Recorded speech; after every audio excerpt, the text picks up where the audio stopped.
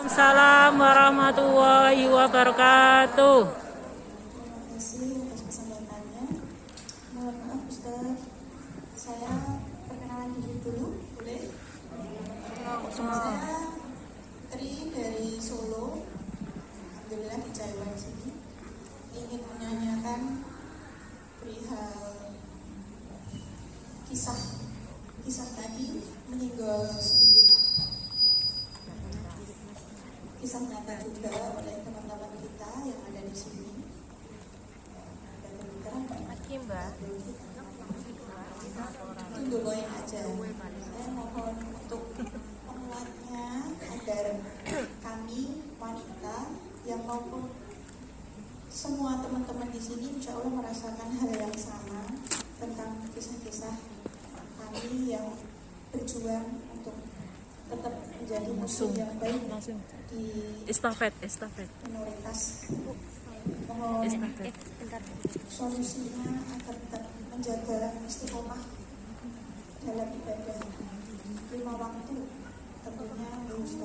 Bagaimana caranya kita bisa menjaga sholat itu untuk menguatkan diri bahwa kita itu juga kuat untuk melanjutkan putra-putra selanjutnya. Terima kasih.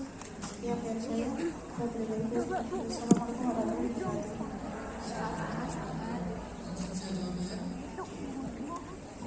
Teman-teman sekalian, amal soleh yang kita kerjakan hari ini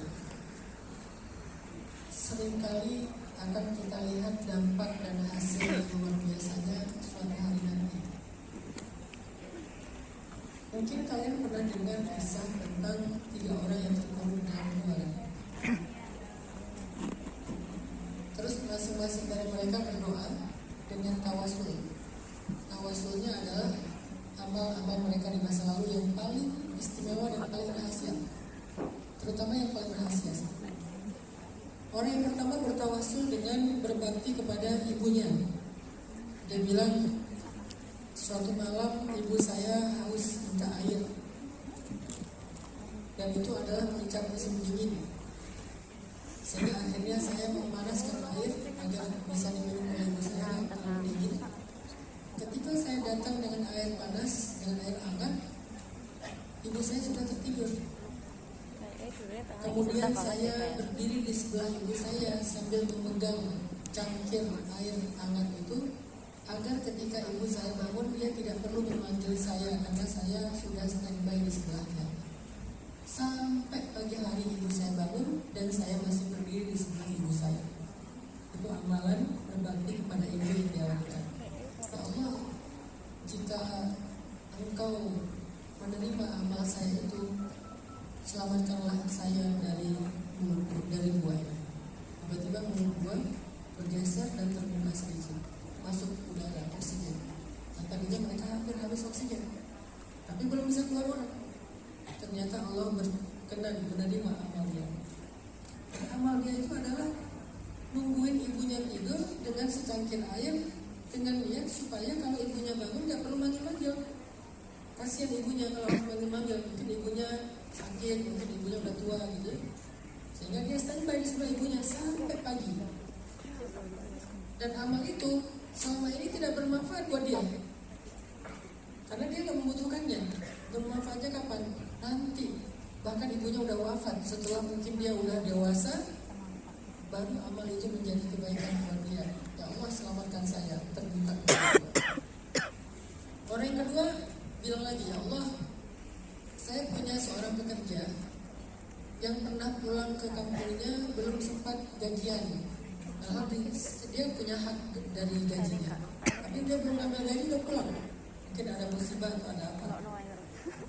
Terus gajinya saya simpan, ya Allah, takutnya nanti suatu saat dia balik, saya akan berikan gaji itu. Tapi saya tunggu dia nggak balik. Daripada gajinya saya simpan nggak jadi apa-apa, saya belikan seekor domba. Terus domba itu ternyata beranak pinak sampai banyak memenuhi lembah. Bayangin itu berapa domba itu, dan berapa tahun, mungkin lebih dari 10 tahun kali, sampai memenuhi lembah. Mungkin 10 tahun, mungkin 15 tahun, mungkin 20 tahun. Menurut saya sih lama itu. dari satu domba sampai memenuhi lembah, dan lembah itu baru penuh kalau ada sekitar 1000-2000 domba. Ya mungkin 15-20 tahun lah, lama banget lah. Setelah sekian lama, tiba-tiba dia datang lagi. Dia meminta hak dia yang dulu belum sempat dia ambil. Saya bilang ke dia, hak kamu itu sudah saya belikan domba, dan domba itu beranak pinak. Setengah dari domba ini adalah memang milik kamu, setengahnya memang milik saya, jadi udah campur. Silakan kalau kamu mau ngambil milik kamu, ambillah. Orang itu kaget, ternyata duit dia jadi investasi. Yang harusnya cuma bisa beli satu domba, karena tuannya ini baik banget ya, dibeliin sekian domba, jadilah memiliki sekian ribu domba. Dia ambil semuanya. Ini emang saya agak kurang gini sih. Kok dia ambil semuanya dan bagi hasil ya. Kasihan juga tuannya. Tapi tuannya emang orang baik, dan dia ikhlas gitu. Ya Allah, jika engkau berkenan dengan apa yang saya lakukan, selamatkan kami dari gua ini. Terbuka lagi sebentar. Jadi amal yang dia lakukan waktu itu tidak langsung bermanfaat untuk dia saat itu juga, tapi bermanfaat untuk dia setelah sekian lama dan saat dia sangat membutuhkan. Yang ketiga, bila Allah, dulu saya pernah jatuh cinta sama sepupu saya cantik, tapi cinta saya ditolak. Sampai suatu hari sepupu saya datang kepada saya minta tolong karena dia lagi dapat musibah. Pokoknya darurat. Saya bilang saya akan tolong dia dengan satu syarat, dia mau berzina dengan saya.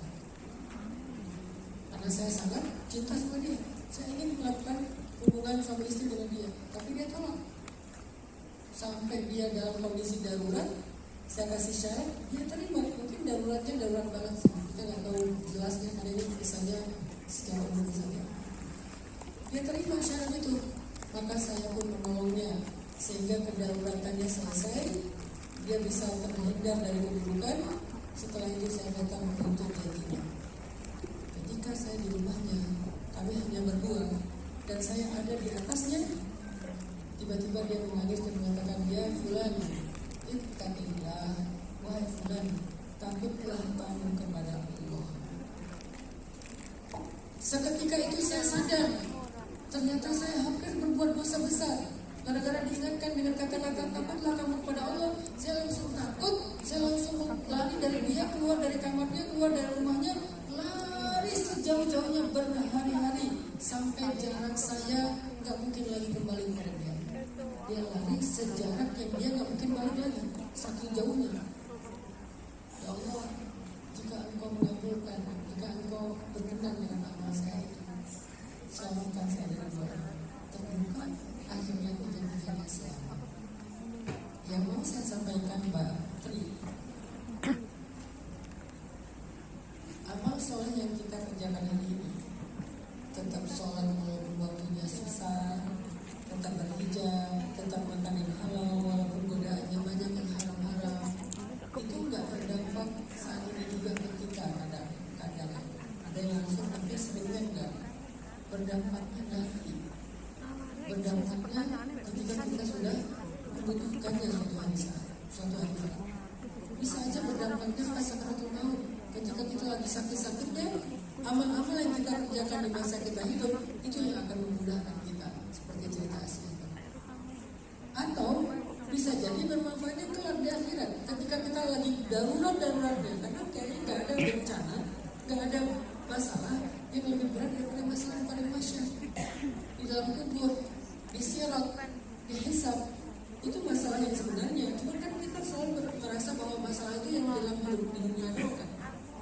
Seberat-beratnya masalah hidup di dunia itu tuh nggak ada apa-apanya dengan masalah kelak di akhirat. Mungkin Allah bukan kelak di akhirat. Atau bisa juga keistiqomahan dan keikhlasan amal kita hari ini akan jadi kemudahan buat anak-anak kita. Amin.